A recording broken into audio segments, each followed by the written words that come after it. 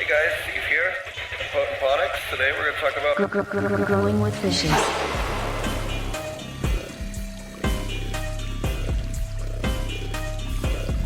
Growing with fishes.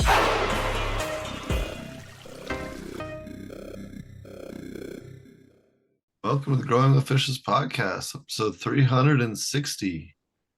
And 360 of these. That's pretty great. We have a returning guest, Matt Powers, joining us today. Thanks a lot for joining us, Matt. Thanks for having me. 360 is awesome. Right? And Matt and I have done a lot of different things together. I always enjoy doing his different, was it Our Soil and Our Future events? Yeah. All kinds of other, his podcasts and all kinds of other cool things. So always doing awesome stuff together. So happy to have him on. Before we get started, be sure to check out some of our awesome educational courses that we offer. Be sure to check out our Aquaponic Cannabis Masterclass with over 650 slides of education, as well as videos of different aquaponic cannabis facilities, hands-on video training, and a whole bunch more. You can check that out at apmjclass.com or Aquaponic Cannabis Growers on Teachable.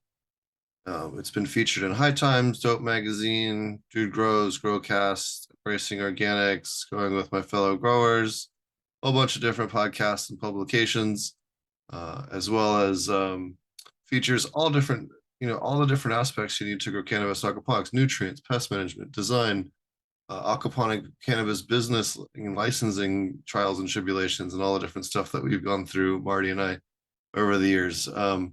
Microbial inputs, and a whole lot more. So be sure to check it out. If you're looking to grow the best aquaponic cannabis, or really just get a top to bottom, start to finish, all things reference guide kind of class, be sure to check out aquaponic cannabis class. Be sure to check out the aquaponic and living soil pest control course at thepestclass.com. We have over 400 slides just on pest management, pest control, all things pest management, be it fungal issues, caterpillars, aphids, powdery mildew, you name it. We have solutions on there, as well as a huge list of beneficial insects with release rates and application rates for how to make your own biocontrols, to a whole lot more, as well as a bunch of cool tips and tricks for identifying pests in your garden early on so that you can catch them early. So be sure to check that out at thepestclass.com. If you want to learn all there is to know about aquaponics, be sure to check out the Aquaponic Masterclass at aquaponicmasterclass.com, where we feature the longest course that I've ever done. I've kind of made a hybrid class from all my other courses, and then added a couple of other cool features and things to it as well. You can check it out over at aquaponicmasterclass.com. We do have over 50 hours of in-depth content on there, including over 1,000 slides in the deck alone. Tons of cool videos, tips, tricks, lots of behind-the-scene footage from a bunch of different facilities that I've worked on, not just cannabis, but many others. We go over how to grow over 100 different types of crops in depth in aquaponics, with pictures of every single one of those crops growing in aquaponics over the years. Tons of fish husbandry information, microbial information, mineralization optimizations, how to dose your nutrients in your system, detailed dosing guides, starting at 10 gallons and going up to 10,000 in the course as well, for making it easy to do the math on all of your dosing of your different nutrients, how-to guides, tours of different aquaponics facilities, and so much more. You can check that out at aquaponicmasterclass.com. Looking to do more about plant preservation and genetic preservation of not only cannabis, but many other types of crops, be sure to check out Copyleft Cultivars. We have a wide range of resources, as well as an AI assistant to help farmers around the world better protect their genetics from corporate exploitation. I am on the board of Copyleft Cultivars, and I'm proud to be part of this amazing project. You can check out more information either on Patreon or on copyleftcultivars.com. You can also check out the wonderful natural farming AI that we've put together to help make gardening easier than ever. It speaks hundreds of languages, can help you with all manner of plant problems from pest control to fertilizer creation to natural farming methods, and a whole lot more. You can check out access to that over on Patreon. There's both free and paid versions of the app. So depending on what level of support you'd like to give us, we do offer early beta versions of our latest releases to our newest supporters and anyone who backs us. We do offer additional resources as well for people before they're available to others as a way to help fund the program. All right, thanks for checking those out. Now we have Matt Powers joining us today. We recently did his Our Future back in January. If you haven't checked it out, you can check it out on his website. Just look up Matt Powers R-Future.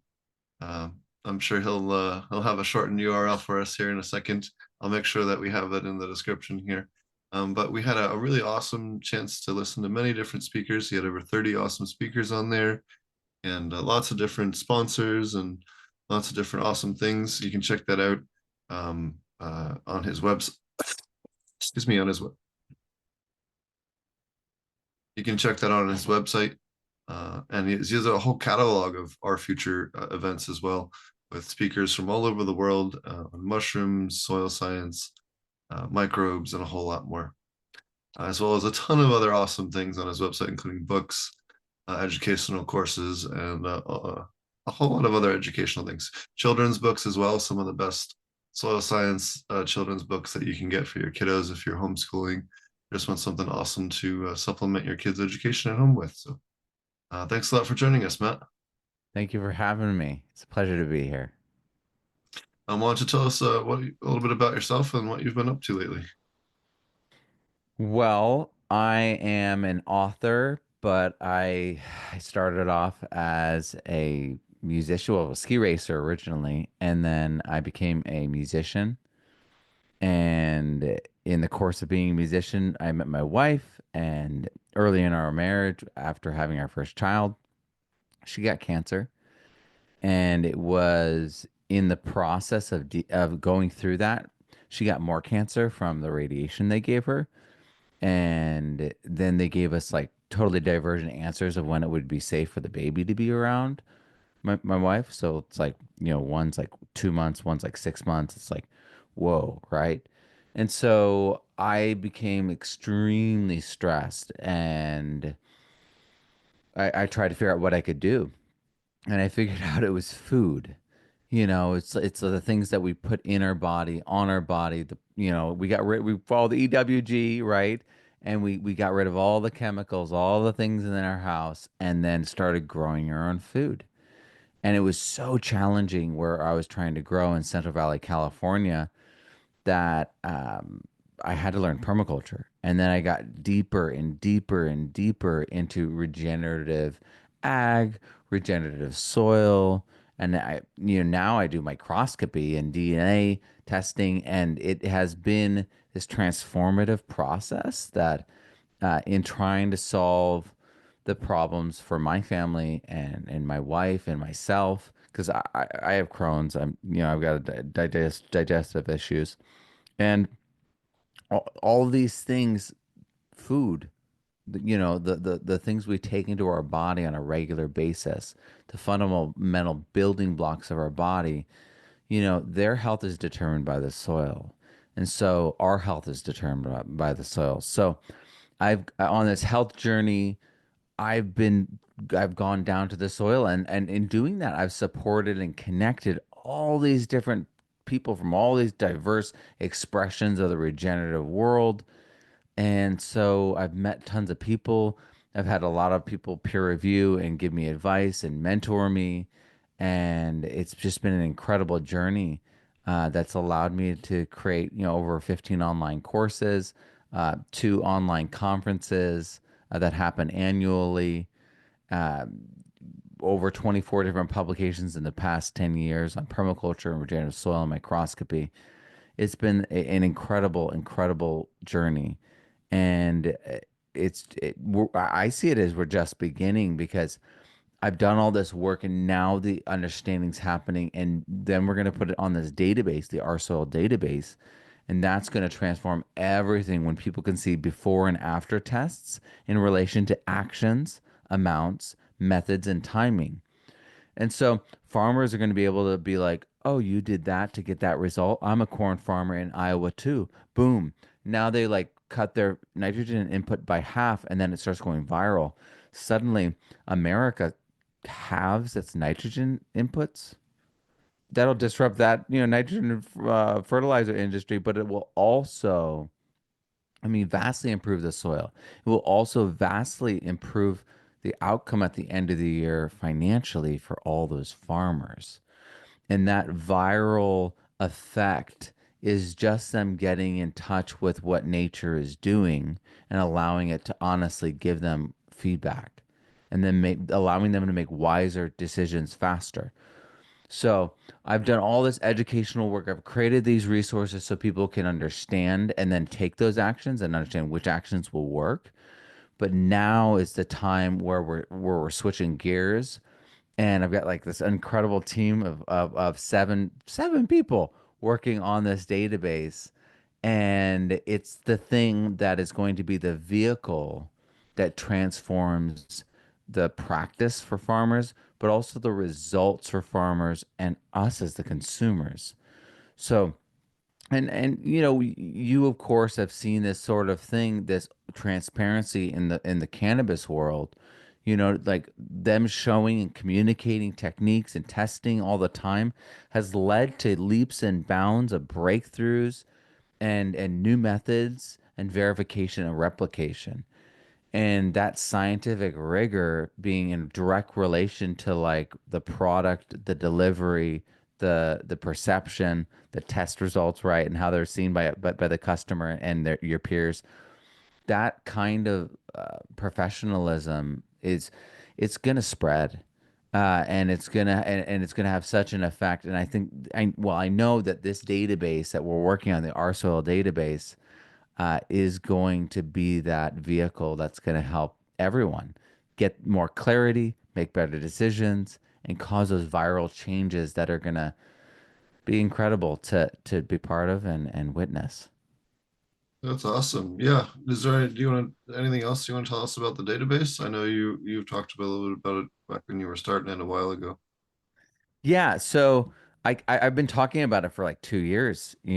Everyone's like, "Where is it?" Right? And so I really needed to find the right people to do it and to understand w the soil side of it so that they create it so that it works properly. And so these are all people from my community or closely tied to my community of soil science folk. And it's really exciting. The idea is really simple, but as they say in coding, the simplest things are often the most complicated to code.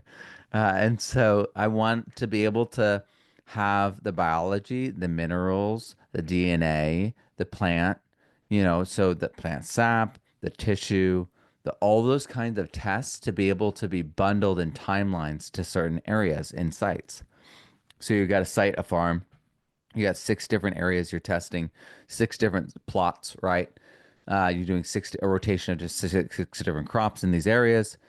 And so, or crop types or whatever, you have six areas. Those six areas are each going to have a timeline. So you're going to have a timeline and it's going to be like testing. And then it's going to be a bundle of tests. And you might not have all the tests. That's okay. But you might have four or two, and you get the tests and you get links to all the actual raw data. And then the next timeline date is actions. Maybe you did your fall testing and now you're putting in your cover crop. But first you're going to be doing like, crimping of the crop that was in there that summer. Then you're going to maybe because you're a larger farmer, you're going to be doing strip tillage. So it's going to be leaving those crimped plants down there and stripping an area and then planting in that strip.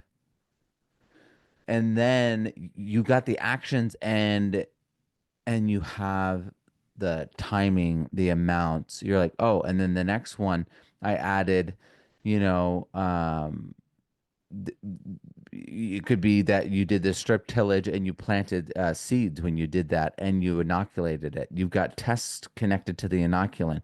Maybe you amended it with EM and a soil soak or a compost tea. You have the tests attached to that. So you have the actions and then the tests attached to what you can test for the action. Maybe it's the compost, maybe it's the compost tea, maybe it's the EM, maybe it's the mycorrhizal fungi, but it would be there under actions. The next step in the timeline is in action. You're going to be crimping it down, and then 2 weeks later you're testing for in the early spring before you plant, right? And then that's a testing subset, and all of it is part of the timeline. So the timeline for each area is going to have actions, it's going to have testing, and they're all going to be bundles. So you can click on that and you can go through and find everything and see the test results of what's going in, how it's going in, when it's going in, and then what happened afterwards.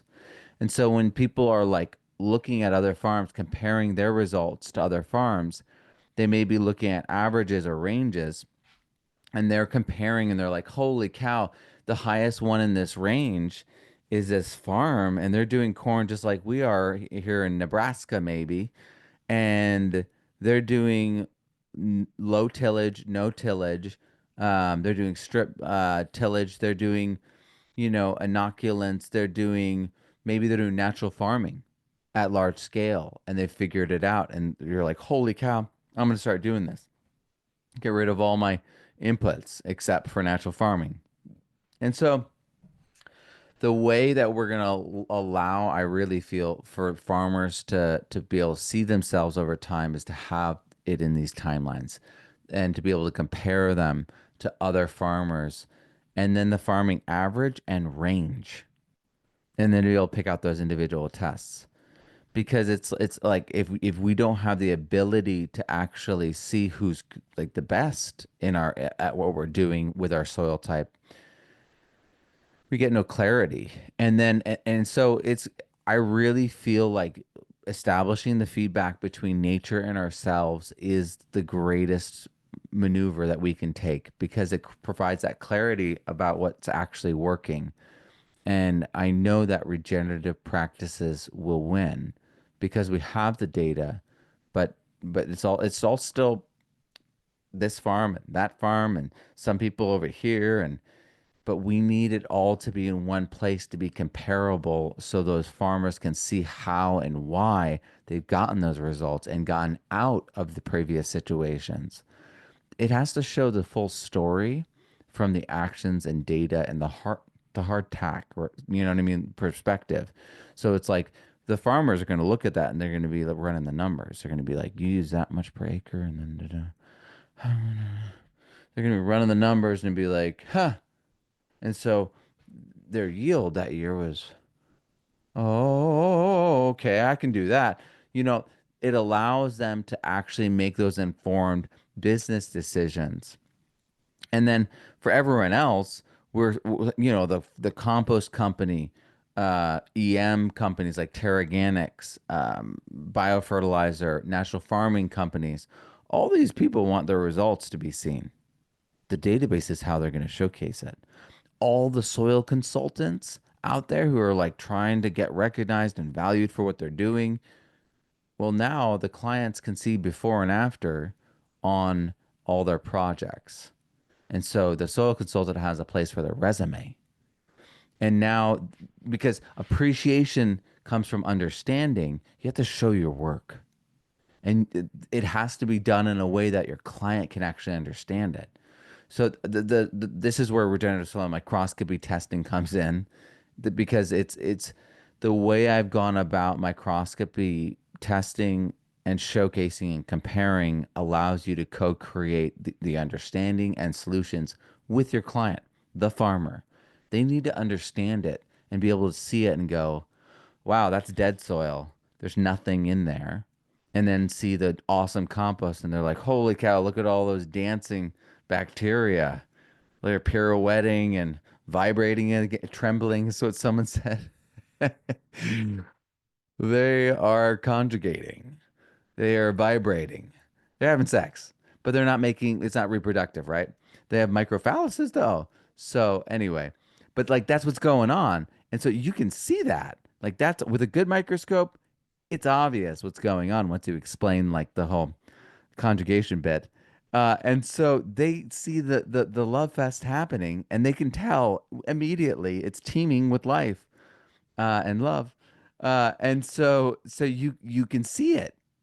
And once your farmer sees it, and then you point out that's fungi, that's that, that's good, that's a good sign of good things, a sign of bad things potentially.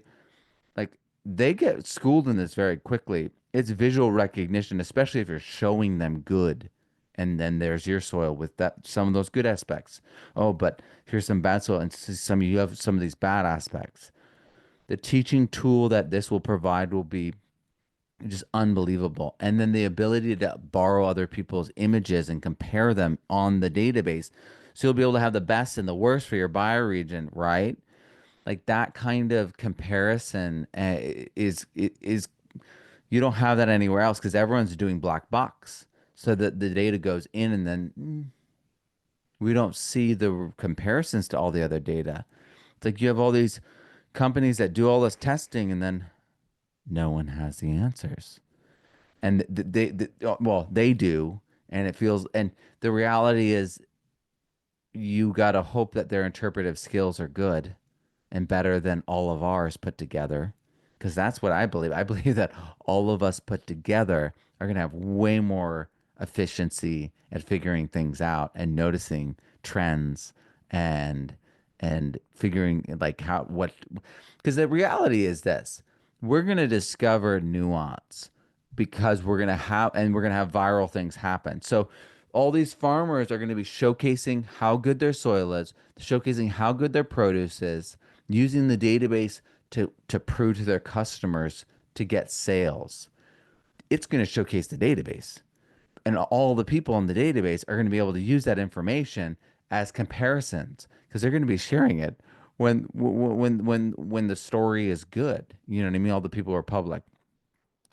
But then there's all these other farmers who are going to be private and they're going to be, and it's public. They can make their websites public, but they can keep it within the community. A member can see their website and access their images and everything. But if you can also make it anonymous so you don't see exactly where their farm is, which can be very important for families. But my point is that they have the ability to compare to all the data. So a bad example, we can see the bad example, and they can have it as anonymous. They can have it, you know what I mean, until it's good now. They've gone through the 3 or 4 years. They've transformed their soil. They got rid of the gick. It's amazing now. The tomatoes are great. You know, now they make it public. Now they take it off anonymous and they see the whole story. You know, rags to riches. We love those stories. You know what I mean? And so I I know this database is going to immediately help people organize and see their own journey.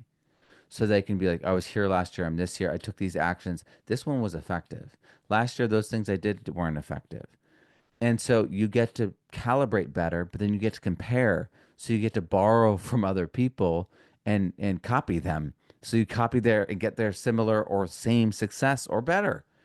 And it's in that allowing humans to human, because we're just being transparent, we're going to have marvelous things happen, huge innovation. And so I see those comparisons, and then I see the microscopy students suddenly, and soil consultants and soil labs, and all those people wanting to use the microscope as a business, them getting recognized, them getting valued, because finally there's understanding. So now, thus, there's appreciation. I see all that happening, and then I also see because we're going to have so many farmers, because we're going to have the market gardeners and the gardeners, you're going to see this formation of trend. So you'll be able to go to Iowa and go down to the farmers in Iowa, and then scale back up to go down to the gardeners and back up to the farmers, and you'll be able to see certain techniques can go all the way through, and certain ones are stuck in gardening or stuck in market gardening.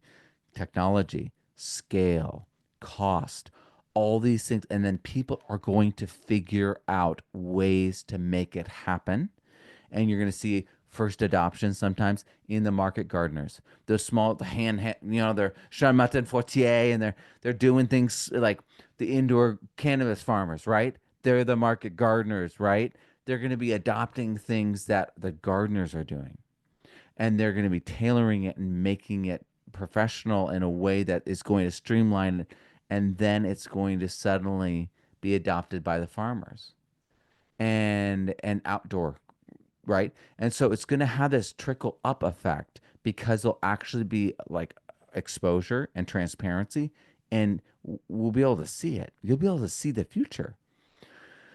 And I mean, that's the way microbes work. That's why the microscope works. We see the future before it happens. That's why the doctor looks at your blood and goes, "Holy cow, we need to get you medicine for this thing because if we don't, you'll die of this." They're predicting the future, right? Because that's what microbes allow us to do.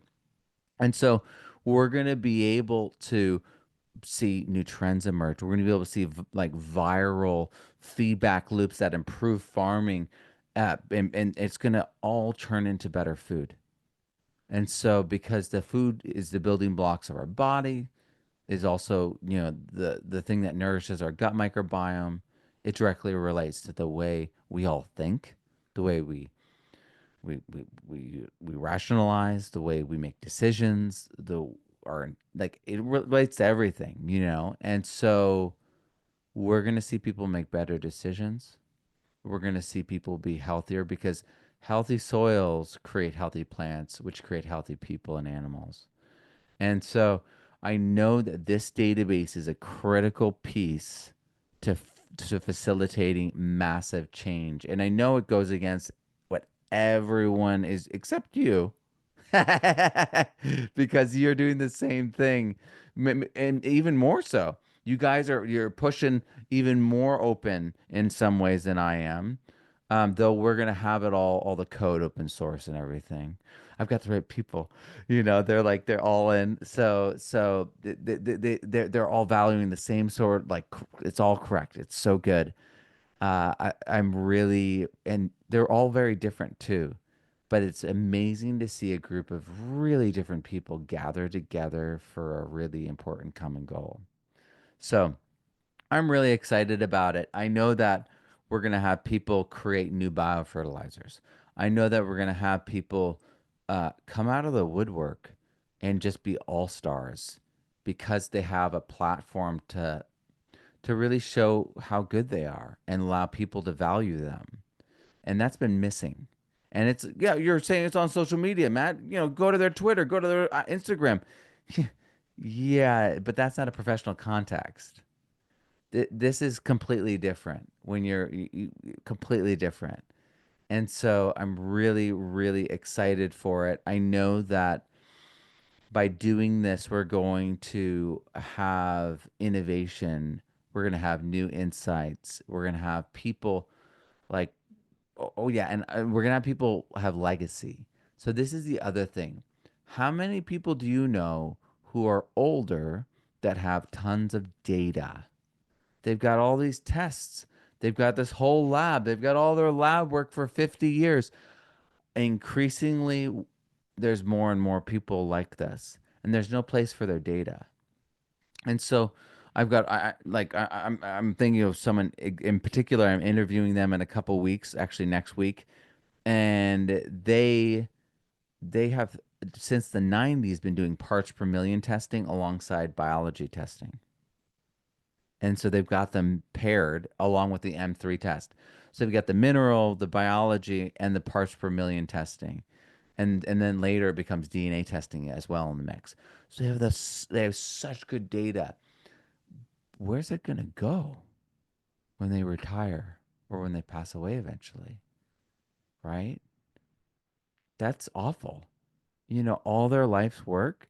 So I want to set this up so that it's legacy, so that people can really be honored for all the work that they've done. And it's designed in such a way that we'll be able to add in new test forms. We'll be able to connect to links, connect to files in the cloud, all these kinds of things, so that we can adapt. Like one of the things we're talking about is FASTQ files, right, for DNA. They're big files, but that's not a read. You'd have to take that file and then go off site and do a read. And we're talking, and I'm like, it's a whole other can of worms. They're like, well, can't we create our own read system? I was like, wait, wait, let's just tackle this thing and we'll worry about that a completely different time, right? And so, but that's the thing is, it's like we're we're gonna have the ability to scale. We're gonna have the ability. The thing is, we're gonna have so much information. It's gonna be so important. It's gonna have an area of study that was never allowed. Think about this: the university extension centers, where all these, the majority of these published papers are from, are managed by graduate and undergraduate students that aren't legacy farmers. It's not like you've got like the grand master of so and so, who's been, growing this or that, 50 years and they are the master at it. No, no, no, no, no, no. This- and then you're like, this is extension soil. How has this soil been managed for the past 100 years? And we're gonna have better data than they have. And so it's going to cause the university, and we're prepared for this. That's what's so incredible about this incredible group, Magnificent Seven. They one of them works for security for Fortune 100 companies. And so this is going to be set up so universities will be able to like trust it and then have single like login sign up for their students, which means that we're going to be able to have like universities rent it, and then we're going to be able to like do so many extra things, create extra tools and calculators and AI, and bound within, you know what I mean, the structure of that, but also bound within, so this is AI, you know what I mean, and then this is all of us, rather than it bleeding into everything, which I don't think is good. um I really am excited to, I mean, we can use it for counting, for instance, right? Numeracy and those kinds of things, to the degree of what's visible. Because a lot of people think that you can see all the bacteria. You can't see a majority of the bacteria with light microscopy. Though epifluorescence, like this unit, allows you to go considerably deeper. It can be up to 1400 x instead of 1000 x. Light, regular light, like natural light, it's only 1000 x, and a lot of people, they don't realize that, they're like, think you can see viruses. They're like, oh, you can see that. No, you know what I mean? They think you can see enzymes. They think you can't see any of those kinds of things. You can't differentiate, E.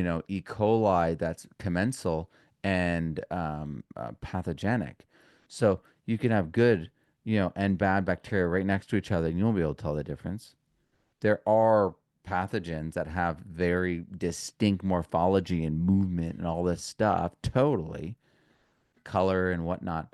But there's a great majority that you just can't. And in the soil, there's so much diversity that trying to do that is also like a fool's errand. So you have to think about things completely different. That's why, like for instance, I do color side by sides for numeracy. So like if you're working with a client, you want to make things understandable. You go and get soil from the field edge at the fence line. You show them that soil. You show them the soil in the middle of the field. They're going to be like, "All right, I'm listening." You got their attention.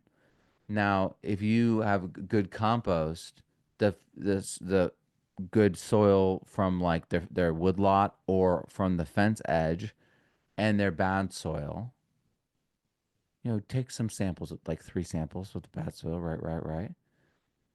And then put them all against each other side by side, and you stain the biology. The stain only gets absorbed if there's biology there. So if there's no biology, the stain is like bright, bright, bright. Like the whole slide is bright. But if there's a lot of biology, they soak it up and they are bright. The biology itself soaks it up and then becomes pinpricks in the darkness, and they light up. And so it's very easy to see side by side who's absorbed more dye. And that way I don't have to count. That way it doesn't matter if I can't see the bacteria or not. They'll absorb the dye and I'll be able to see it side by side comparatively. So so it's one of those ways that I've been able to get around the numeracy issue, right? And there's a lot of this. There's a lot of this in soil science. So another thing is people were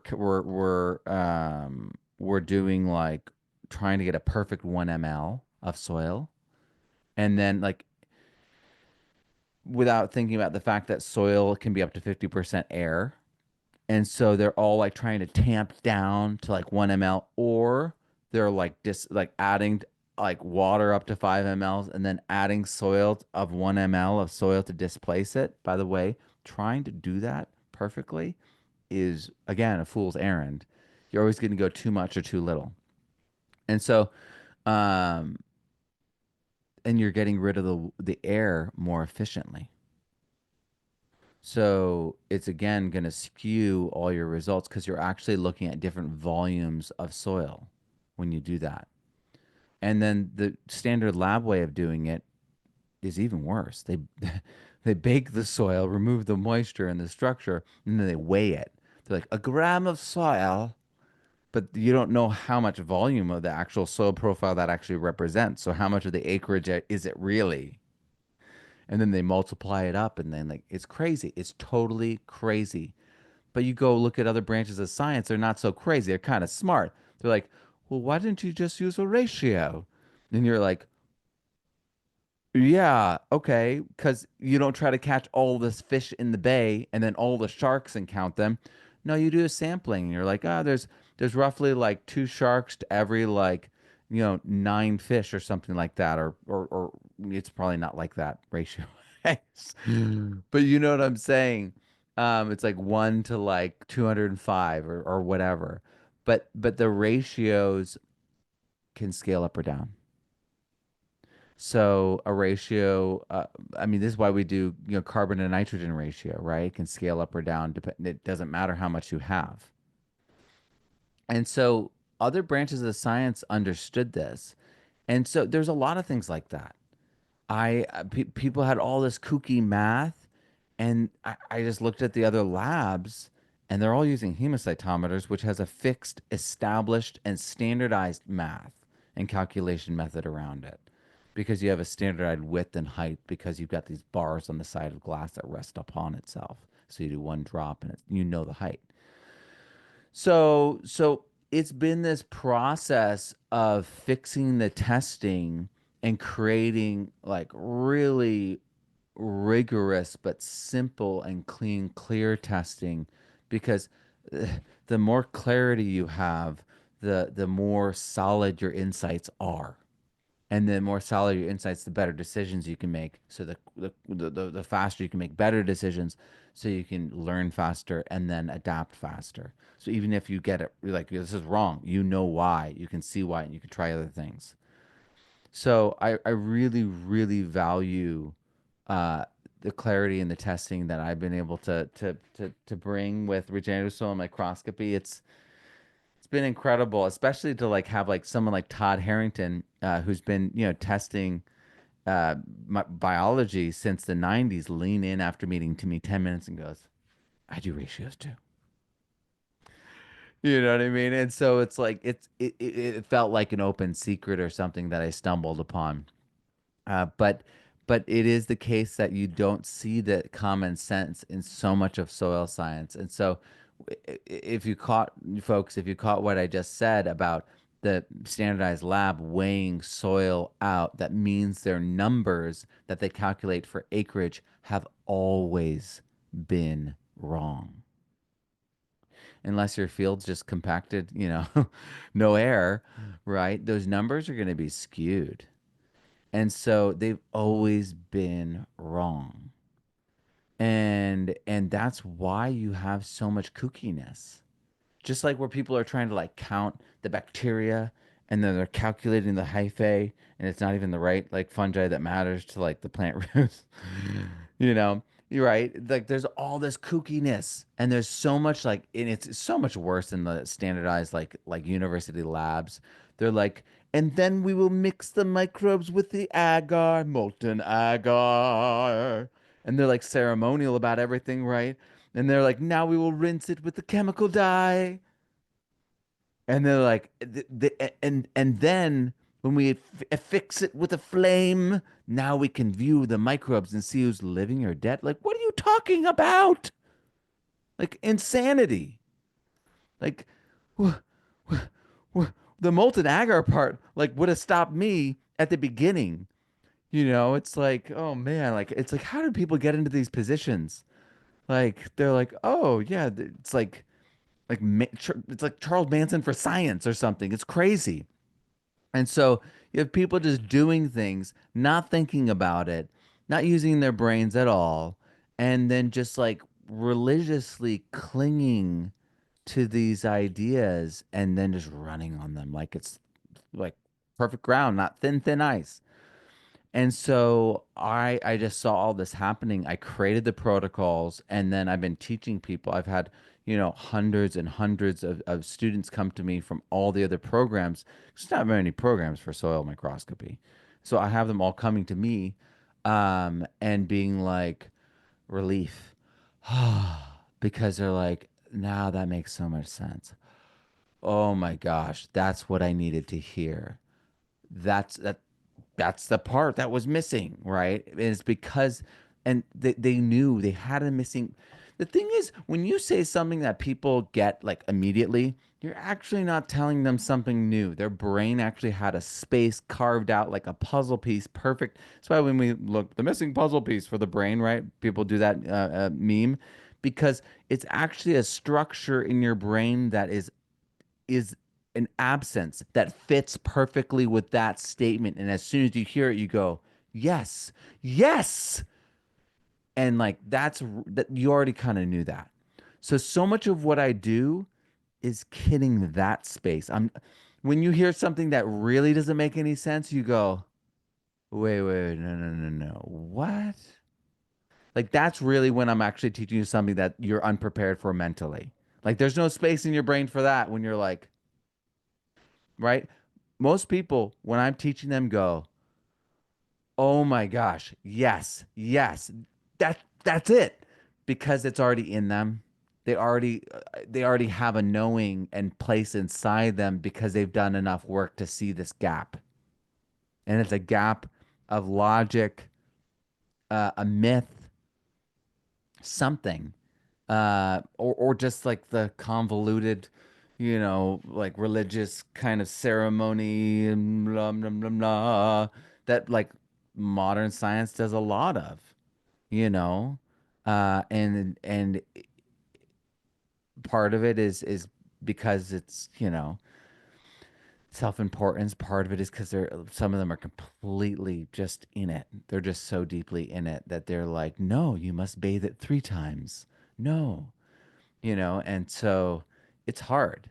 But the thing is, the database will break all that because it'll make itself evident because of the replication. It'll also not be in their face.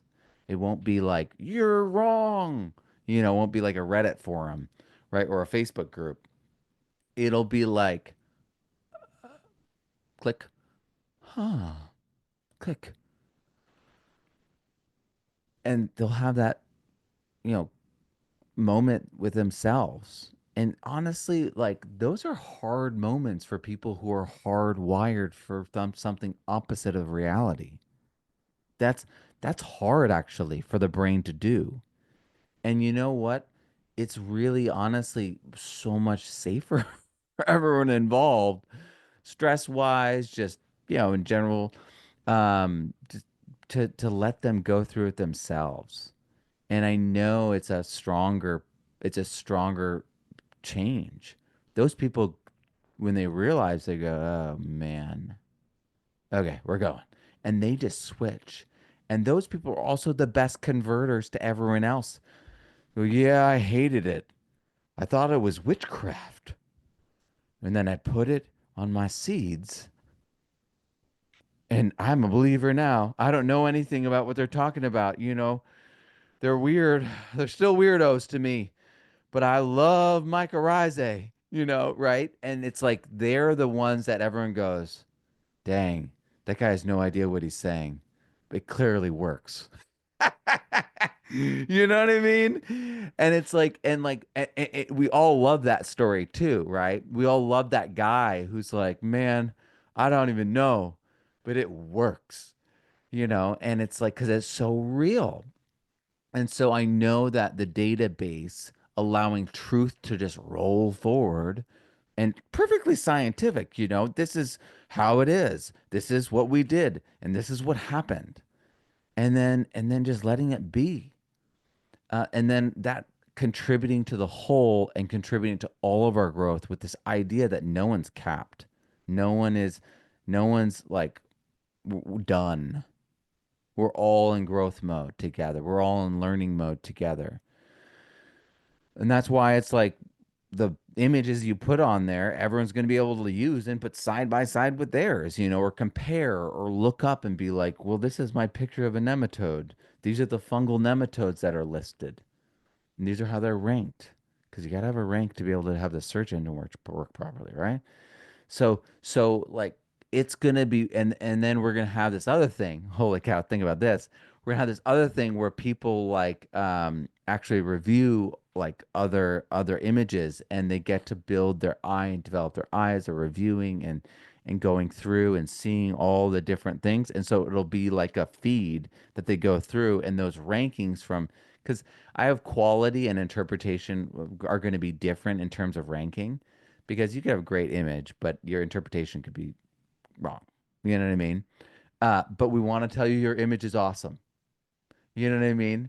And so that's the thing. Is also will tell everyone just through the community, just politely, signal wise, passively, that like, hey, this is a great image. The interpretation could be better. You know what I mean? And then it also allows us to change and update and edit. Because the thing is, it's like we're all going to be learning. We're all going to be discovering. It's going to be amazing. I mean, especially as we get more nuanced testing. We have morphological world, and then we have the DNA world, and there are connections, no doubt, but it's mostly for things that are big and easy to catch. And the smaller things are, uh, the trickier that gets, isolation wise, and the more uncertainty of genetic variability, but with morphological similarity or identical, because the reality is that the more adaptable a microbe is, the more morphologically adaptable it is, the more it can change what it eats and how it looks, because morphology is a response to the environment. So a lot of people see the difference between morphology and DNA and want to throw the baby out with the bathwater. And so they're like, just DNA. But the reality is the environment is the thing causing the morphology. And so the environment, you're reading the environment through the morphology. So the DNA is absolutely important, but DNA is a river too. I mean, DNA works just like the Mississippi would. If we tested the Mississippi, like after a big rain, the water will test different after a drought or a regular year. Every time you test that water, there's going to be different levels of minerals, different levels of biology, different levels of chemicals and contamination and fertilizer, different times a year, even. That is still the Mississippi River, but that's how DNA works. You're going to have contamination, you're going to have viruses, you're going to have continuous expression change in response to the environment, epigenetically and fundamentally. And so our genes are a reaction to our environment in preparation for reproduction for the next generation. That's why we have that ability, because we're reacting to our environment so that we can inform our genes and pass it on. So DNA is a river, and so it's important, but we have to have that caveat that it is ineluctable, it's ever changing, unstoppable, and we don't want it to stop. And that's also why it's such a fallacy, the GMO world, and like owning a microbe and owning DNA and all that crap. It's because it's based upon this fallacy. And also, patenting nature is wrong. It was considered immoral until the 80s, when suddenly that changed because they could make money. How can that be immoral, right? And so, but it is also fundamentally idiotic. They're trying to say something that is like the variability of the river as a patentable thing. They're like, no, no, no, no. The Mississippi, when it has this much nitrate, when it has this much salinity, we own it. It's like, what are you talking about? It's like it's super absurd. It's hyper absurd. It's like postmodernic absurdity, right? So so I want all those things to play out on the database because we'll see DNA as a river.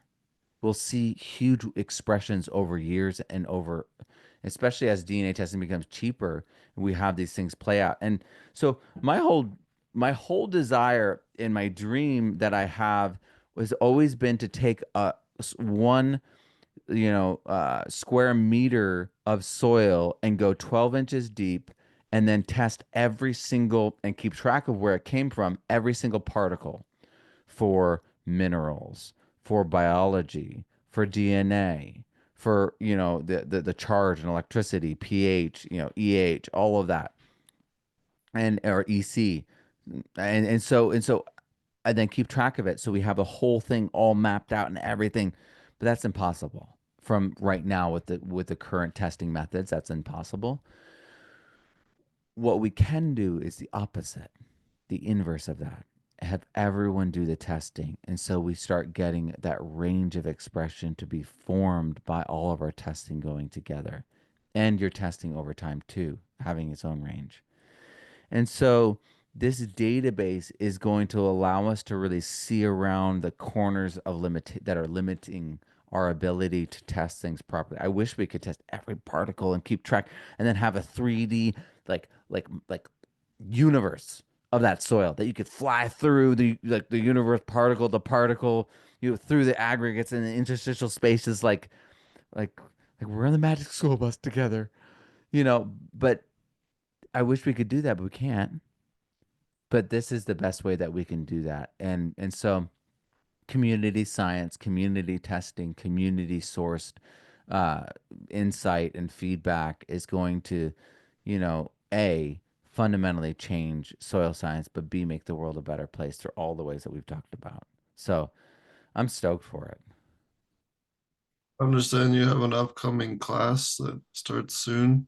If other people wanted to start their own Only Microbes account, like you were talking about earlier, um, what entry level microscope would you recommend for them if they're wanting to get something to be ready for your course? And then tell us a little about the course that you have coming up.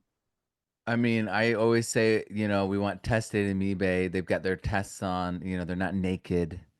I we try to stay away from the naked amoebae because those are the ones that are the brain-eating parasites that are actually ubiquitous and common in soil. Anyway, I do have a course coming up. Regenerative soil microscopy starts March 31st, and this is a course that it's an honor to teach. I am so grateful that I can bring such great value to. We've got people who are teaching at universities that are taking this course and finding a newfound vigor to their teaching and excitement in their teaching. We have people who have laboratories, who are soil consultants, who've been doing this for years, that now have the confidence and the insight that they've been missing so that they can actually do what they've wanted to do this whole entire time. We have a really unique format. So what I teach people how to do is plug their microscope camera directly into Zoom so that people can see what they're looking at. And you can, I've also teach people how to set it up so you can see it on the screen and on there at the same time so that you're not turning around, and you can do whatever you want. Basically, I've set it up so that my students can share over Zoom and do live group testing and lab work together in real time. So you can see what's on their microscope and you can see what's on their microscope. And they present their slides. And so you can see in one course setting, dozens upon dozens upon dozens upon dozens, because every week you're seeing 14 samples of that one thing. So we've got like a hot composting week. We got a soil week. We got vermicompost, Johnson Sioux, biofertilizers like EM, and then, IMO. And we literally can go into our group, show our example. I've demonstrated it live after doing a long format demonstration, detailed demonstration in the course videos. I do it again live. And then you do it live. And then you share in your group. And then your group, you rotate 3 times. So there's 4 people to 5 people in your group. And then you go once, twice, 3 times in 3 unique groups. So you're seeing, and if it's, obviously, if it's 5 people in your group and you've gone, 3 groups, that's 12. And then you got your own sample, that's 13. And you got my sample, that's 14. So you have and then we have weeks and weeks of this. So you can build up and develop your eye and your ability to present in a safe space with people who are maybe taking it for the first time alongside you, or they're alumni because it's lifetime access. So a lot of people want to build up their skill by going through the course again and then being now the mentor, being the one to tell you what their microscope setup is and how they connect their computer, their camera, and then you get to see what's possible for you. And so this is why group work and social learning is so important. It actually makes things speed up really, really fast. And I don't teach just Brightfield. That's like what like Dr. Elaine Ingham has taught. I don't just teach that. That's a silhouette effect. I do epifluorescence. I do manual lighting. I do dark field. Because of epifluorescence, we now have the ability to see mycorrhizal fungi and evaluate it like that. Hey. And then we have the ability to evaluate bacteria, live dead test viability testing. We can also do those color coding comparisons that requires epifluorescence. So, and speaking of the epifluorescence, this is the microscope for that, and you can get up to 40% off of this microscope this month and for the first week of the course up until April 7th. And so my students have amazing discounts. We've got this amazing program that I've been able to bring to this community. I learned breakout rooms are not unique. Um, but doing breakout rooms with a microscope and plugging it in is. And so this was been a pioneer program that has been a total game changer for so many people. I love microscopy because it's where everything is happening. It's where all the tests connect and where all the meaning is made. And so you can see these things, you can verify these things. It's quite different from, guessing. It's quite different from hoping. It's quite different from, getting a piece of paper back with a few numbers on it. When you can see it, it's there. So I hope that you guys join us. There's incredible bonuses. There's payment plans. There's goodie bags. There's hardcover books, and it's all available, all starting March 31st. And I hope that you guys join us. We got some days. We got 26 days wait, but but I hope that you guys join us. I actually am going to have a webinar series that leads up to this. I haven't announced it yet, but I will soon. So that'll be coming out. Yeah, That'd be earlier you were great. talking about endophytes. You want to tell us a little bit about that and Yeah, so let me about start with a story then. So I had a friend um totally lose it on me because I revealed that oyster mushrooms are they kill nematodes, right? and they eat nematodes. And so I was telling people, showing studies that showed that oyster mushrooms and oyster mushroom blocks will kill nematodes. And they got so mad. They're like, "We're not killing the soil." And I'm like, "I'm not like, I didn't create this. This is like a thing. This is real. You can't be mad at something that's like just reality." And not only that, like I'm posting that it's like it's killing the nematodes, but then like 3 days to 2 weeks later, you got a flush of beneficial nematodes. So it's like you're not even like really listening to what I'm teaching, you know? And it's not just oyster mushroom. You know, a lot of these polypore mushrooms like lion's mane, turkey tail, and others are going to have the ability to remove nematodes. And so, if you've got root knot nematode, a pathogenic nematode, those kinds of things, this is an incredible way to deal with them. So, I thought it was like super interesting, super useful. It's a successional reset tool, right? Simple. But for some people, like it's a hot button thing. And Yeah, it was just really sad. They just were totally unreasonable. Um, so anyway, turkey tail is one of those things, and turkey tail's also an endophyte. So turkey tail, and I figured this out while writing the last book. Turkey tail's a wood saprophyte.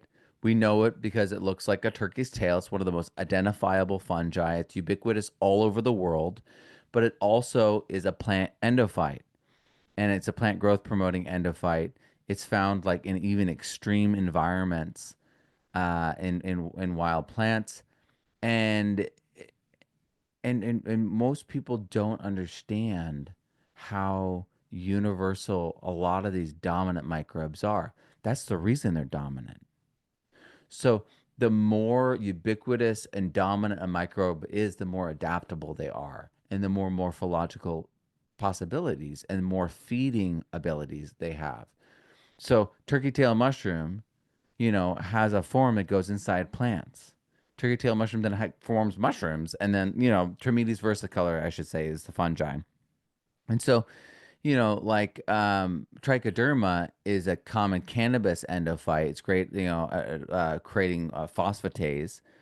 And so, but that's also the fuzzy green mold on coffee and citrus. But that's also the yellow, foamy looking, but hard mold wood saprophyte. That's its teleomorph. And so, why is it dominant? Why is it the most common fungi that you find on your coffee and on? Because it's everywhere, because it's inside the plants, because it's ubiquitous in a way that makes it dominant. And so you're going to find these, it's like people are like, "Oh, E. coli, and they're afraid of E. coli, but they're afraid of like pathogenic E. coli. But there's E. coli in our gut, in our body, that are literally part of who we are and what we are. We have E. coli inside plants that are endophytes.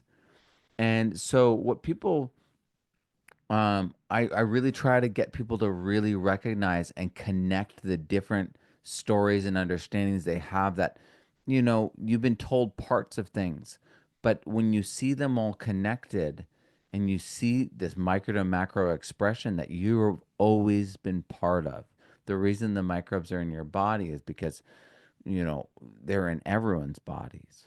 They're in all the plants. They're in all the animals. Everything co-evolved with the microbes. So we are the microbes, and the microbes that are inside the plants, that are inside our gut, that are inside the soil, are in a feedback loop between ourselves and the soil. So these endophytes that are ubiquitous, that are also inside of us and part of our digestion, like lactic acid bacteria, like yeast, like purple non-silver bacteria, which feeds four different ways. And they've found it literally inside the area of the plant leaf, the stomata, where they are photosynthesizing alongside the plant photosynthesizing. So the microbe is the plant and is photosynthesizing alongside the plant that's photosynthesizing. Yeah. Yeah. And so simultaneity, that overlap, right? That backup system, is critical. We have it within us. The animals that are healthy have it within them. We have it in the plants, and so I, the world we live in seems more complicated than it actually is. These dominant microbes are are dominant not just in their behavior and how important they are to the cycles. They're dominant in their numeracy. They're dominant in their presence and ubiquity. So it's these core microbes that are found throughout the world that we all could be partnering with, and this database is really going to showcase that. And we're going to be able to not just I think the database is going to get copied, but for humans. Like we're going to see the same kind of transparency, the same kind of community testing, the same kind of data sharing, all those kinds of things. But people are going to start doing it for health. People are going to start doing it, in all these different ways. I hope there's a water one. I hope that there's an air one that people are just testing, and we create these communities of testers that protect us and protect our communities. Because, I mean, everyone's like, well, I hear people when I talk to people about that. Isn't this what the EPA is supposed to be doing? I'm like, right. I think you're just proving my point why we have to do it, right? And they're like, oh, I see your point. I'm like, okay. Yeah, yeah. And I mean that's why you have the Oprah nutrient database. You know what I mean? That's why you have the AI, natural farming AI you're building, because it comes from us and it belongs to us. And in our community, we'll be able to go deeper in such a way that honors our people. I see what happened to the cannabis industry, and it really just bothers me because there were so many people that gave so much to that community at the mom and pop stage that got completely lost and washed out as the majors came in and just dominated. But that's the thing, is there was no place for those legacies to be honored, and for those, and so I really feel like even now with this database, it's an opportunity to put those things that are still, they still exist. That data, all those innovations, all those breakthroughs still exist. And so having a place for that, and maybe you're like, Matt, we actually need a database that's like this. Do it, make it happen, because the reality is we're no longer in the industrial age. We're in the information age. And it's not in like information age in terms of like, I mean, consumption of information seems like where we're at. That's not actually where we're at. It's interpretation of large data sets is where we're at. And we're not invited to the party. And so that's the biggest issue I see right now, is that instead of all these large data sets being leveraged to help people, they're being leveraged to fleece them, to harvest the wealth from them. So I want to do the opposite. And also, I just want, I believe so deeply in facilitating the greatness of others, that is why we're here. That's why I'm here. And I know that if I give people the tools to do the right thing and allow them to see things clearly and honestly and make good decisions, they will. And if we set it up in such a way that it allows people to do that and be recognized for that, oh my gosh, it's going to change everything. And so I really see this opportunity as this database, and that's why I'm not doing the permaculture courses anymore. They're self-paced, they're still there, they're not going away, but I'm not going to be teaching them live anymore. I'm just going to be doing soil, regenerative soil microscopy, and then the database, and then I'll do, after we've built this and get this humming, I'll do the DNA. But because of what I said about how DNA is a river, I want to do tons of tests. And Stephen Russell right now, Nakota Labs, is lowering the cost, and he's also combining the Lumen unit to get whole genomic reads, which so vital. So I'm letting that develop because that I want that to be more fully developed, so it's much easier for me to do that work. Um, so I'm going to first do this, but that's going to change everything for everyone. So that's why I'm focused solely on this. I see this as the leverage point that is going to cause the tipping point for everything. Because soil is the health of all the farms, all the indoor, outdoor, balcony to garden to acreage to landscape to to all the wild spaces. It's always the soil. And you can diagnose from the soil. You can see the future from the soil. You can see what's missing, what can happen, what's possible from the soil. And it's going to be just amazing to watch too and unfold. I really want to be a facilitator of greatness and also a witness. I want to witness and see these things happen so that so it's natural. I really know that there's these breakthroughs waiting to happen, and there's people doing great things, and I just want to facilitate, have the natural things happen, and the all stars appear, and the victories and the wins, and the successes and the stories to emerge. And so that's what the database really is, and these courses are really training for the database, you know. Because I know that when it comes to doing the actions, seeing other people take the action, that's how more people take action. They see the results and go, "Oh, well, I'm going to do that now. I'd be a fool not to," right? Like that's literally people's reaction. They go, "Really? So you bought Bitcoin and now you did this?" And that's why everyone does it. It's like you just need to see that success story and then everyone goes in. So, and not only that, the cautionary tale will be there. All the stories will be there in the open. And so we'll be able to really see change happen faster and faster. And, in 20 years from now, it's going to be just such a powerful tool for universities, for farmers. And it's going to be this giant legacy. And it's going to be, wild. I'm going to need those universities to be part of it, probably to pay for all that data to keep rolling forward and stay connected. But, but it'll be worth it. It'll be so much fun. And, yeah, it's going to change the world. To make that only microbes website to generate revenue to fund the database. So bad. Um, no, go ahead. I was just laughing. Oh, okay.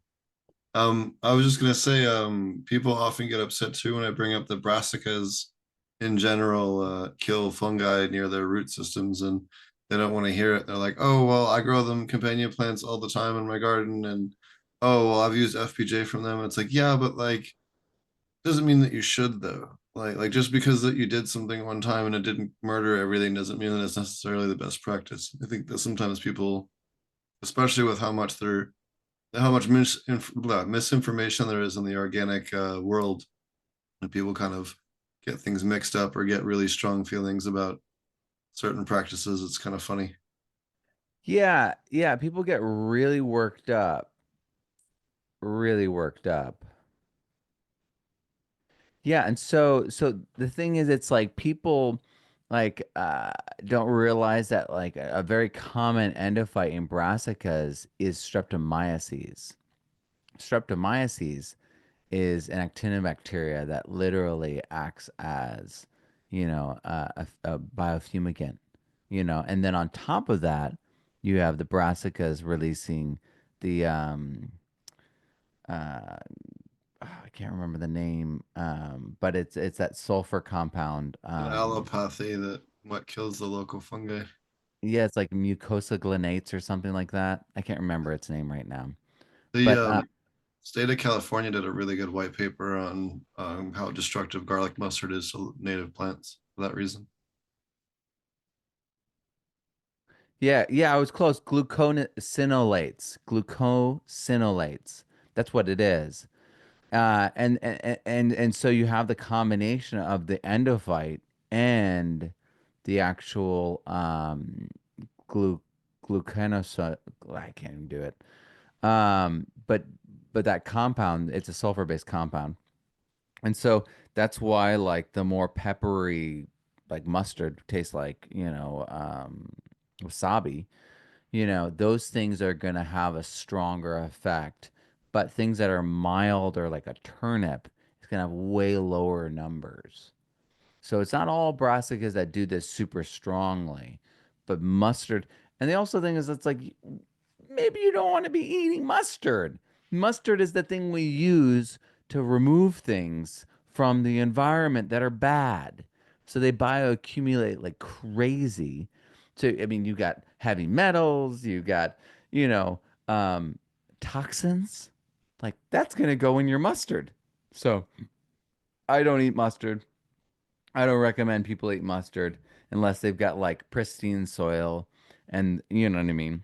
So, Specifically to aquaponics, you want to be careful. So streptomyces releases a terpenoid and through its byproduct that it bioaccumulates in fish and makes the fish meat taste bad. So you actually have to be careful with streptomyces specifically in aquaculture and aquaponics, trying to that's avoid it. funny. But again, streptomyces is the second most common microbe in soil. It's something that is going to be there, and it's about biocontrol and diversity control. So you have like enough of like all these other fungi present that like streptomyces can actually go quite acidic. So it's like the bacteria with the largest range of pH of all bacteria. So it could be down there at pH, 5.5 or something lower, but it's not dominant. It's like only when it gets dominant can it wreak havoc in all these different ways, in the soil at least. It's so interesting about it being a problem in aquaculture. Yeah, I know I'll leave them nameless, but I know an aquaculture facility that was using streptomyces as a biocontrol because yeah, it's a totally safe in terms of toxicity, totally safe for the fish, totally safe for the gardens and the gardeners. But when it comes to fish flavor, it causes a huge problem. And they lost Uh, money on that batch of fish. Dang, Yeah, that it's is funny funny. you don't think about something like a fungal biocontrol for your produce causing an issue with your fish flavor. It's just one of those weird things that takes a bit of science to figure out. Yeah. Oh my gosh, that is funny. Yeah, but mapping these kinds of things out with a database is going to be the way that we move so fast because those stories of insight can start being passed around, faster and faster. Well, I definitely have some stuff to give you for your database. I have, to my knowledge, the largest private or ever compiled database of plants that kill fish. So it turns out there's Whoa. a lot of and amphibians. So there's a lot of different anthropology studies about what plants are used for hunting and fishing practices. So I compiled all of those into a central database to like cross compare so that I don't accidentally recommend someone use a plant ferment for adjusting their soils or things like that or compost and then have it kill their fish or their amphibians or whatever nearby. Dang. So That's so important. I mean, especially as natural farming gets applied at scale with so many like sensitive environments, because I mean the number one thing farmers do is have runoff come off their farm, you know. but if you're trying to stick to organic, you don't want to accidentally kill all the fish in the river next door because say you use a bunch of yucca extract because I get at least 3 or 4 calls a year. Oh, I use yucca extract in my aquaponic system because it's totally good for roots and soil. It is, but it also is extremely fish lethal. Like a few drops in an Olympic sized swimming pool will kill all the fish. Like it's that Yeah. level. So the kind of Isn't it stuff poisonous for us too? I'm not sure. It has a different type of saponins in it than some of the other ones. So saponins are a pretty wide range of molecules, but um, some of them are much more toxic than others. Other things like Karanja oil is used for um, keeping tilapia fish male for male and female hormone balance for in their eggs. And then you have like aloe vera, which is used for like stress coat for like your pet stores when they bag them up to like keep the fish healthy. So You can have everything from extremely lethal saponins to ones that are beneficial to ones that alter their sex hormones. So it's really they're used a lot in aquaculture, just in very many different ways. That's so cool. Your experience with fish is always such an interesting angle on everything. And in my experience, I've met so many people like in the permaculture world that were doing aquaculture, but none of them they're all were shooting from the hip. So they were just like doing it and then running through a bunch of different systems, and it's all like covered in algae. you know, and you've been able to come into this space and solve so many problems. I can't wait for your book. Yeah, you're the only person that's seen even a rough draft. Well, it is exciting. I can't wait for it.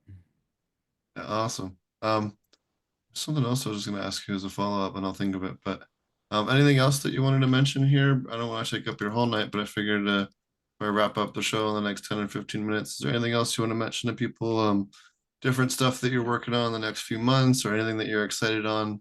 Maybe some new research or rabbit holes you've been into, or anything else that you're really excited about currently?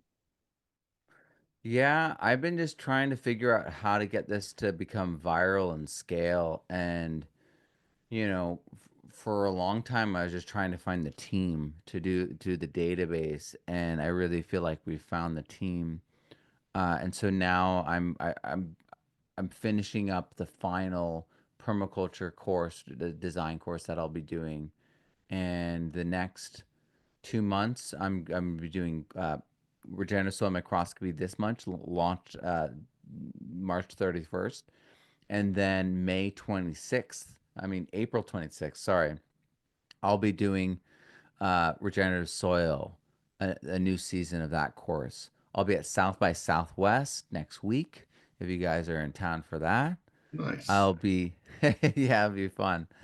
I'll be doing online webinar series this month and next month. And then this summer, I'm just going to be focused on growing melons and going big with the garden and getting ready for this database to because what we're going to do is we're going to beta test the database, make sure everything's going right, make sure everyone's feeling like it's the right thing, and then once everyone kind of is like this is right, we're gonna and we fix any kinks, we're gonna then switch to public.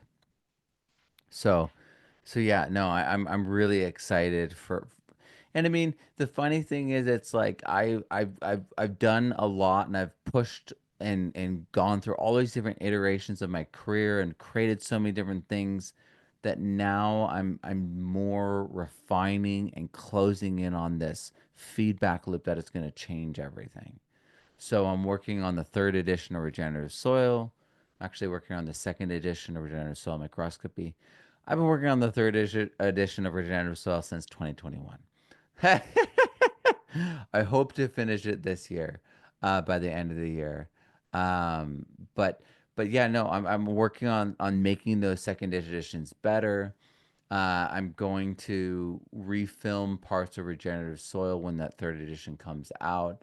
And then again, just really focus on getting folks tied in and working and benefiting from the soil database. Because the thing is, if it immediately benefits the user individually, immediately benefits the business showcasing what they're doing, then they will have staying power. And once that momentum begins where they're getting benefit, but then that sharing benefit starts to catch up and starts to build, it's going to overtake the individual benefit. And then the greater benefit is going to feed back into those individual people more and more over time. Because then the data from the community will inform more into what they're doing. So so I'm really excited about all that, and that's kind of really what I'm focused on. It's stuff that I've been talking about for years that I'm working on, and it may seem like, I'm still doing the same thing. Are you getting any progress? And yes, yes, there's massive progress. There is more and more people adopting regenerative soil, getting incredible results. And yeah, I mean, At Christmas this year, in the UK, regenerative soil microscopy was number three in the UK on the Amazon charts. So, so Nice. it is going viral. It is getting bigger and better, and I really want to just double down and help solidify that change that's going to happen once this is really adopted. So that's really what I'm focused on. And it's gonna take some time, but it's gonna be incredible. Sweet. I have 310 pound watermelon seeds and some 90 pound cantaloupe seeds. I'll have to send you. I have some giant ones. If anyone out there listening, World Class Seeds, I think it's called. Check it out. It's like a auction house for people that grow like competition sized vegetables for their state fairs. It's pretty great. That's like Oh my my gosh, that'll be so funny. my Yeah, I mean, silent then addiction. then people will be like really suspicious. I'll have like because already my food is big, you know what I mean? And then I'll have like, it'll be as big as as me. Oh my gosh, it's gonna be out of control. Yeah, I have a ton of this. I guess one last question here. This is a good one because a lot of people, I certainly wonder this, but how do you stay so motivated and stay in creation mode more than like any other human being I've ever met? So I actually have a book I never published on the creative process. And it's something that I early on I watched the way that people were songwriting and people would have these methods and they'd have their method. And I was like, that's so limiting. I'm gonna write a song from a melody first. I'm gonna write a song from a chord progression first. I'm gonna write a song from a beat first. I'm gonna write a song from lyrics first. And so I forced myself to stretch and go all these different ways, um, so that I would be able to do the on writing well thing, where you just sit down and you perform. You sit down and you write. You create because that's your craft. And so I really learned to force myself to really put pen to paper, and deliver on creative products at an early age. And so I like in college every 2 weeks I'd put out like an EP. So I'd have like a 6 to 9 new songs that I'd recorded. And I'd have little CDs and like hand done covers and I'd sell them. People still have these things. So funny. Like Gibson for Kyle has like a bunch of them. Um, so I started really there. I was an improvisational musician. And so I really valued that as an ethic within myself as a creative person. So that was one of those things I created an imperative demand on myself as an artist to be able to deliver. And so that's like a big part of like why I can do it. The other thing is staying motivated really comes down to your habits. I have a course where I literally am teaching high performance habits and teaching routines and the way I think about business. I mean, I was talking about stacking functions as a permaculture concept, but with the business earlier, right? So it benefits the individual, but then you have also the same space benefits businesses that are trying to showcase what they're doing, and then you got this community benefits, all these stacked, right? And so I teach people about this, and so much of this goes back to my routine. So every day I reflect. I do writing in the morning, I do reading in the morning, I have affirmations, I do meditation, I do when I have time I do sauna and ice bath and contrast therapy. That's been really helpful for my health, but I don't always have the time. When I have the time I do my yoga and lifting. When I don't have time, I do just like 8 brocades and marrow washing and qigong stuff. And I'll do breath work like Wim Hof. But I do something that's very simple, but if you don't do it, you're gonna burn out. So I write down my to-dos, my goals, and then I write gratitudes in direct relation to them. So they're all meeting. So I have what I did, and then at the end of the day, I write down what I did out of that to-do list with gratitude. So I'm so grateful I took the time to write that email. I'm so grateful I reached out to that person. I'm so grateful, right? And that incorporates them in a way that doesn't lead me to like eventually being like, well, I'm always doing this to-do list and then nothing happens and I don't feel like I'm appreciated. You know what I mean? I'm not saying like I'm like talking like that, but your body actually acts like that. Your mind acts like that. And so if you don't have gratitude and cultivate it, all the work you're doing, you're going to expect other people to give it to you. You'll be like, I don't feel appreciated. Why don't you appreciate me? And the fact is, it's like the reality is you can get it from other people, but then you need it from them all the time. And so we really need to generate those feelings ourselves, the satisfaction, the gratitude, the recognition of accomplishment. It really has to be done on your own time, you know. Uh, if you want someone to do it, how long are you going to be married to them? Because at a certain point, they might get tired of doing that. And so yeah, you might want to start generating it yourself.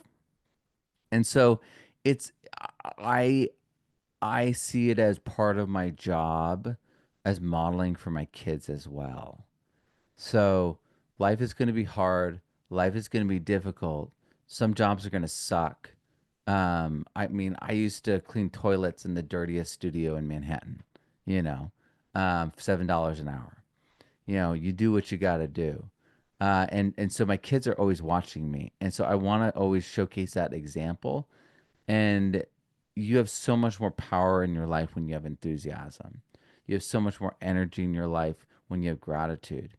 And creativity comes from a place of openness, comes from a place of play and joy and and and just gratitude for the gift of this moment.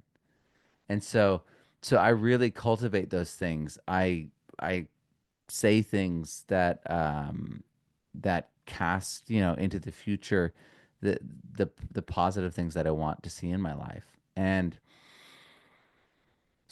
then I pair all this stuff with service, So I'm like doing all this stuff, preparing myself, but then it's all to serve. And so I write down my goals. I write down the bigger goals, and I check on them monthly. I check on them weekly, and I keep track of everything. I literally write down everything, and so I I I don't lose things because they're on the list. And I also don't beat myself up over things because it's still there. It's on the list. I'll get to it.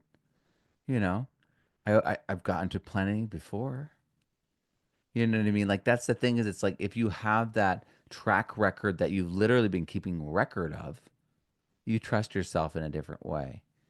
And a huge part of my success has been to step into that trust, but because I've done the work and been true to that part of myself that has created that trust.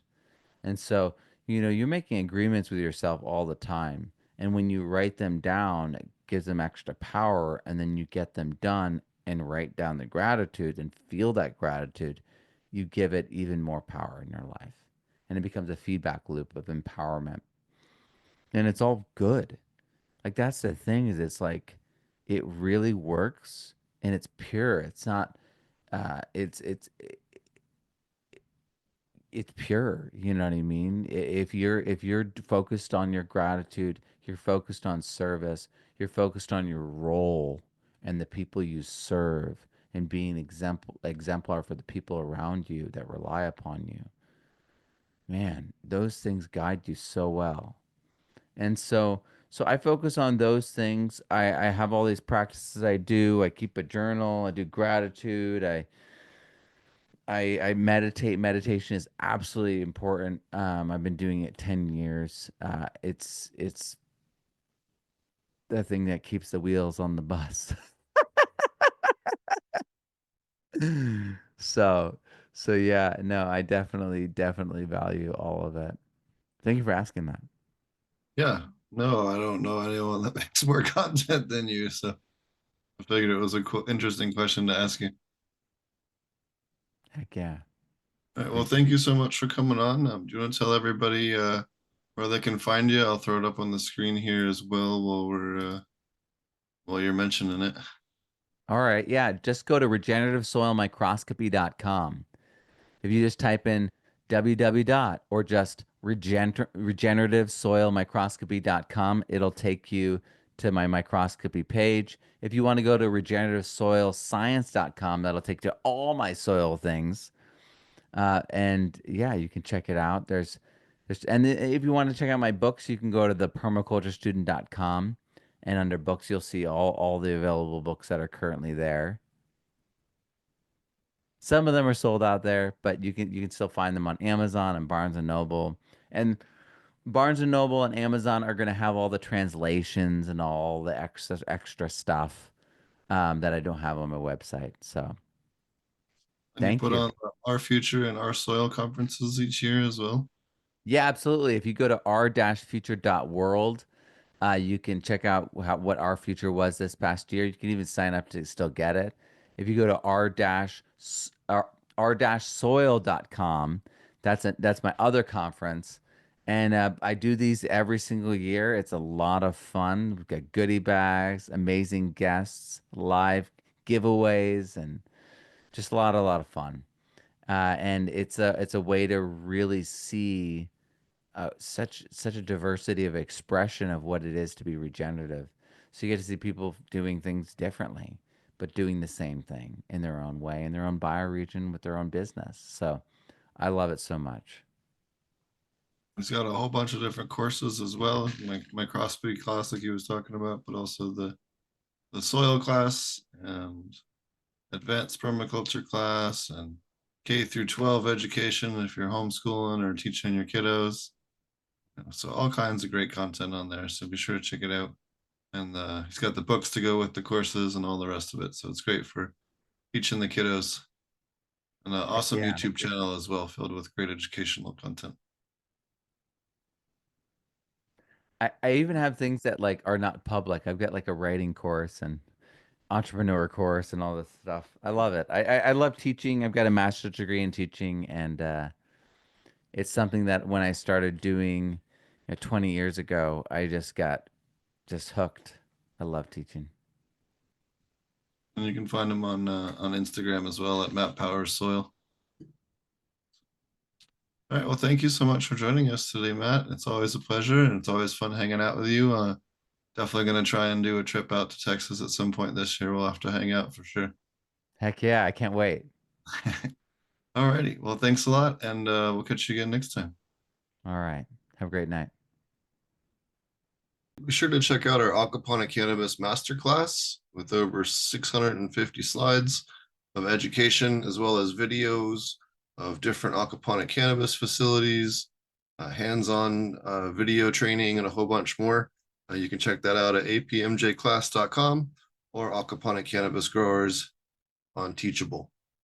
It's been featured in High Times, Dope Magazine, Dude Grows, Growcast, Embracing Organics, Growing with My Fellow Growers, a whole bunch of different podcasts and publications, as well as features all different, all the different aspects you need to grow cannabis aquaponics: nutrients, pest management, design, aquaponic cannabis business, licensing trials and tribulations, and all the different stuff that we've gone through, Marty and I, over the years. Microbial inputs and a whole lot more. So be sure to check it out. If you're looking to grow the best aquaponic cannabis, or really just get a top to bottom, start to finish, all things reference guide kind of class, be sure to check out aquaponic cannabis class.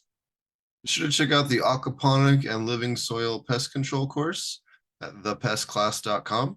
We have over 400 slides just on pest management, pest control, all things pest management, be it fungal issues, caterpillars, aphids, powdery mildew, you name it. We have solutions on there, as well as a huge list of beneficial insects with release rates and application rates for how to make your own biocontrols to a whole lot more, as well as a bunch of cool tips and tricks for identifying pests in your garden early on so that you can catch them early. So be sure to check that out at thepestclass.com. If you want to learn all there is to know about aquaponics, be sure to check out the Aquaponic Masterclass at aquaponicmasterclass.com, where we feature the longest course that I've ever done.